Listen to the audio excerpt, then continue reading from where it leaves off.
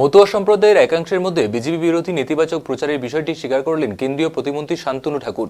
রবিবার শিলিগুড়িতে এসে তিনি জানান, এসআইআর প্রক্রিয়ায় যেসব মতুয়াদের নাম ভোটার তালিকা থেকে বাদ গিয়েছে তাদের মধ্যে অসন্তোষ তৈরি হয়েছে এবং তাদের প্রভাব বিজেপির ভোট ব্যাংকে পড়তে পারে।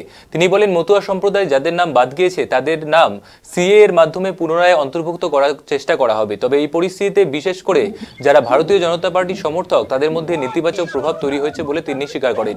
এর ফলে নির্বাচনে বিজেপির কিছুটা ক্ষতি হতে পারে বলে মন্তব্য করেন তিনি। তবে আগামী দিনে তাদের নাম পুনরায় ভোটের তালিকায় তোলার আশ্বাস দেন কেন্দ্রীয় প্রতিমন্ত্রী। এদিন শিলিগুড়িতে বিজেপির প্রার্থী শঙ্কর ঘোষের সমর্থনে প্রচারে অংশ নেন শান্তনু ঠাকুর। মতুয়া সম্প্রদায়কে নিয়ে আয়োজিত একটি র্যালিতে তিনি যোগ দেন এবং বিজেপির পক্ষে ভোট দেওয়ার জন্য আহ্বান জানান।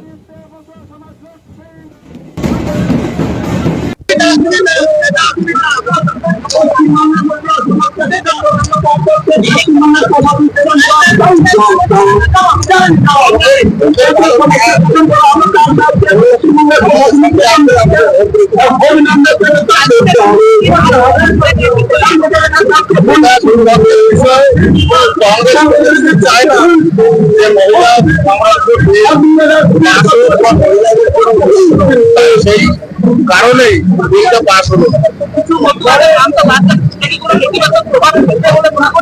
প্রভাব ফেলবে না, কিছু বাড়তি আছে ঠিকই, এগুলো উঠে যাবে সিএ অ্যাপ্লিকেশনের মাধ্যমে।